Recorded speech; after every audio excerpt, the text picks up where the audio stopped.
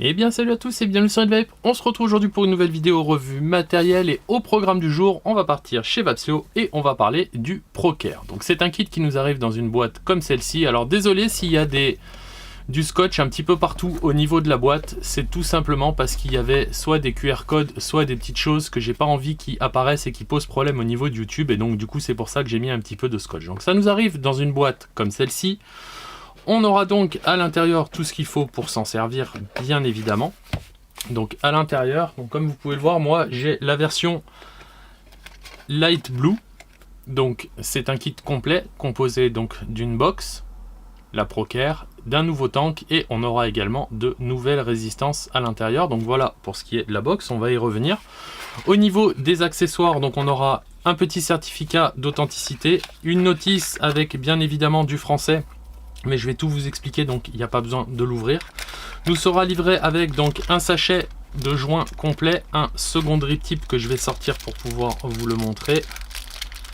Voilà, et deux résistances, donc qui sont des nouvelles résistances. Voilà, un petit câble de bonne longueur, donc de USB vers USB de type C. On va y revenir également au moment où on parlera de la box, puisque on va avoir une recharge rapide à 3 ampères. Quelque chose d'intéressant, et donc le joint complet, le sachet de joint complet comme ceci. Donc les nouvelles résistances sont celles-ci. Voilà, si je la mets à l'endroit c'est mieux. Alors je sais pas si vous arriverez à lire les inscriptions dessus, mais bon, toujours est-il que c'est pas bien grave. Donc on aura deux ProCare G3 040 ohms qui sont des résistances qui s'utilisent entre 25 et 35 watts. Voilà, donc il n'y a pas de souci au niveau des résistances. On est vraiment sur quelque chose de bien fichu chez Vapsio. Ils n'ont plus rien à prouver au niveau des résistances. On a vraiment de très bonnes résistances. Donc, au niveau de notre kit, on aura donc un tout nouveau cléromiseur qui se trouve ici, avec vraiment des choses sympathiques à voir dessus. Donc dans un premier temps, on aura ici un airflow. Donc sachant qu'il ira d'un MTL généreux tout de même, hein. On n'aura pas un MTL excessivement serré, mais on aura un MTL généreux jusqu'à un DL restrictif via la bague. Donc on aura au choix 3 ouvertures comme ceci. Si on vient et qu'on tourne, ici on aura la possibilité, donc pour pouvoir venir le réduire, d'avoir également accès à 3 petits trous. Sachant que à ce petit trou là, on sera sur un MTL généreux ou un DL extrêmement restrictif. Voilà, je préfère dire un MTL généreux, c'est plus clair. Au niveau du changement des résistances, pareil, on a vraiment quelque chose de sympa, puisqu'on vient ici, on ouvre, on pousse le drip tip vers le haut, comme ceci. Ça libère donc la résistance qu'on a pu qu'apprendre et à venir interchanger. Au passage, on verra ici, alors je vais remettre la résistance un petit peu à l'intérieur pour pouvoir vous le montrer.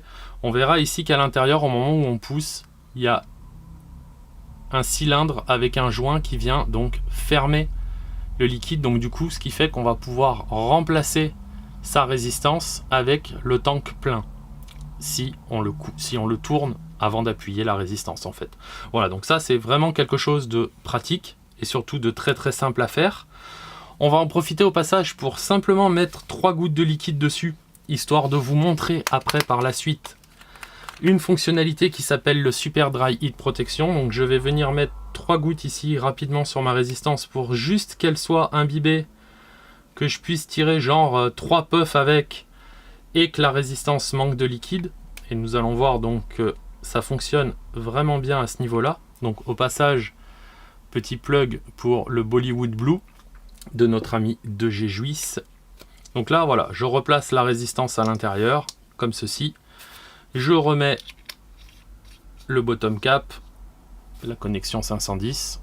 Voilà. Et au-dessus, on fera le remplissage après, une fois qu'on aura fait le test. Au-dessus, donc, on aura un orifice de remplissage sur le dessus avec une bague comme ça molletée qu'on peut tourner pour pouvoir faire un remplissage de 4 ml de contenance.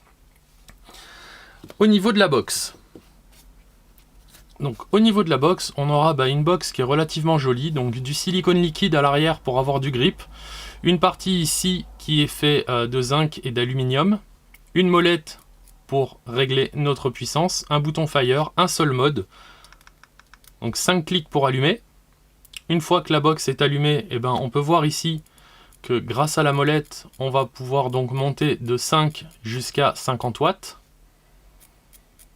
Voilà, donc via la molette. de 5 à 50 watts, sachant qu'on sera aux alentours des 30 watts avec les résistances qui sont fournies. On aura également la possibilité via 3 clics, 1, 2, 3, de venir donc locker le réglage, pour pas que ça vienne à bouger au fur et à mesure. Si jamais on veut faire un reset de puff, donc on va refaire 1, 2, 3 pour débloquer.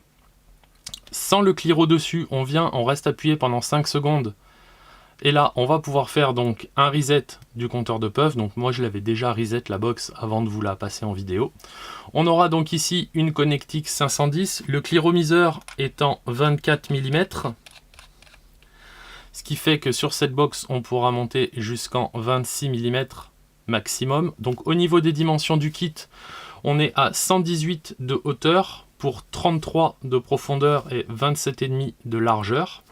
Et lorsque l'on met, alors là on va passer du côté du menu, lorsque l'on met donc le cliromiseur dessus, vous voyez, donc je vais refaire, clac, lorsqu'on met le cliromiseur dessus, ça nous propose donc est-ce qu'on a bien fait le remplissage ou pas. Donc là on va lui dire oui, même si c'est parfaitement faux, histoire de vous montrer donc que ça fonctionne bien. Donc on est à 30 watts, et je vais faire 2-3 puffs pour vous montrer. Donc il n'y a pas de liquide à l'intérieur, j'ai juste pré-imbibé les cotons, même si la résistance était déjà utilisée, je l'avais asséché pour vérifier que ça fonctionne bien.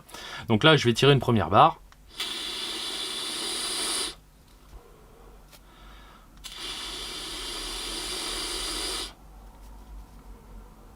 Donc vous entendez au passage qu'on est bien sur quelque chose qui est en DL. Hein. Donc là, voilà, j'essaye simplement d'assécher mon coton. Je vais y arriver hein, à force. Et là, vous voyez, ça s'est coupé. Avec écrit dessus, donc, Dry Heat Protection. Et là, mon coil n'est pas cramé. Et ça, c'est vraiment quelque chose qui est génial. Puisque du coup, on n'a plus peur au niveau de la résistance. Ça vient à s'afficher instantanément. Donc là, on sait qu'il est temps de faire donc, le remplissage de 4 ml. C'est ce qu'on va faire précisément maintenant. Donc là, on vient...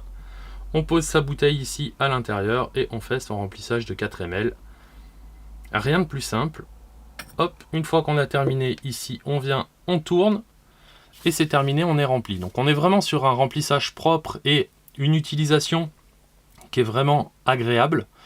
Au niveau donc de ce kit, on est sur un kit qui va peser 117 grammes si ma mémoire est bonne. J'ai plus ma fiche technique sous la main pour vous le dire.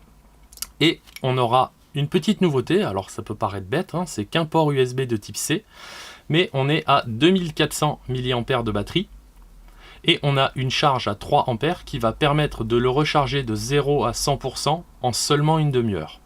Mais pour cela, je préférais quand même vous prévenir d'utiliser un chargeur adéquat. Donc j'ai pris 2 chargeurs pour vous montrer qu'est-ce qu'est un chargeur adéquat et qu'est-ce qui ne l'est pas.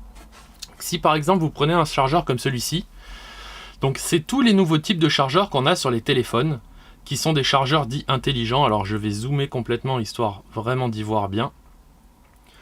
On peut voir ici que j'ai bien effectivement, donc j'ai bien du 5 volts qui part à 2 ampères, mais comme on est sur une charge intelligente pour les smartphones, le chargeur va être capable d'envoyer plus que 5 volts.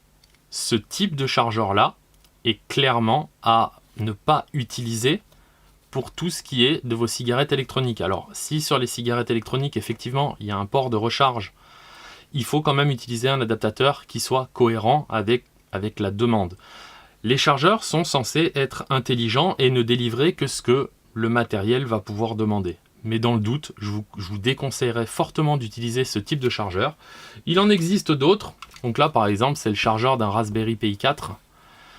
Donc, je ne sais pas si je vais bien réussir à vous montrer, mais là, on est sur un chargeur qui délivre 3 ampères sur du 5 volts uniquement. Et on est au bout sur hop, un USB de type C conventionnel. Là, avec ce type de chargeur-là, vous aurez une charge, donc du coup, qui ne fera qu'une demi-heure pour recharger l'intégralité des 2400 mAh du kit. Donc, en dehors de ça, je vais maintenant vous faire écouter les tirages. On aura la possibilité donc de venir remplacer le drip tip si on le souhaite. Voilà, il est tombé, c'est parfait. C'est les aléas du direct. Donc avec le second drip tip, on est sur un drip tip qui est un petit peu plus ouvert, comme vous pouvez le voir. Et très sincèrement, avec celui-ci, moi j'ai pas de problème. Et là en plus, il faudrait que j'inverse les joints, hein. Là, sur ce drip tip là, il n'y a pas les joints, ils sont ici. Donc du coup, voilà, j'ai pas envie de faire l'inversion, mais on est sur un drip tip un petit peu plus large et c'est vraiment pas énorme en termes de différence. Et au tirage, pour ma part, ça ne change rien. Donc pleinement ouvert, on sera donc sur un tirage en DL restrictif tout de même assez généreux. On va se mettre à 35 watts. Voilà, donc pleinement ouvert. Donc comme vous l'entendez, on est sur un tirage qui est pour moi même à la limite du DL. On n'est pas forcément sur un DL restrictif. Si on vient à restreindre donc un peu plus que la moitié, on aura un tirage qui sera un petit peu plus smooth et déjà une sensation de restriction. Si maintenant je viens et que je cherche l'endroit où il y a les petits trous, me mettre sur les 3 petits trous, là on sera sur un réel DL restrictif. Là ça ne s'entend quasiment plus, hein.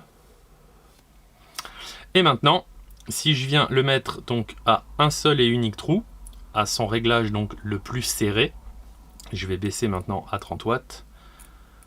Voilà, comme ceci. Donc là, au réglage le plus serré, on a donc au choix un DL extrêmement restrictif ou un MTL généreux. Voilà, donc pour ce qui est donc de ce petit kit, donc je le répète, on est à 117 grammes. On a donc cette particularité au niveau du tank qui va nous permettre de remplacer la résistance même si notre tank est plein. Donc je viens, j'ouvre ici, donc là vous le voyez, mon tank il est bien plein, hein. J'appuie pour extraire la résistance et là vous voyez mon tank est plein. Je peux le mettre comme ça et j'ai vraiment aucune fuite à ce niveau là. Vous voyez, il est bien plein, hein, on le voit.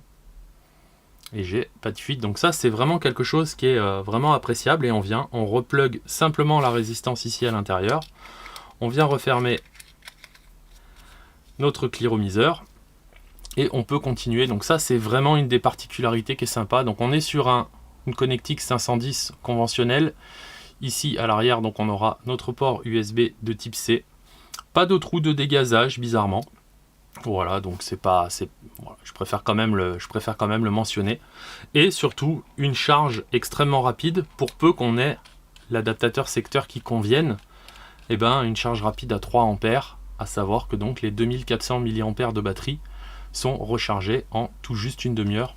Ça, c'est vraiment quelque chose de très pratique. Ben voilà, écoutez, je pense que j'ai fait le tour, hein.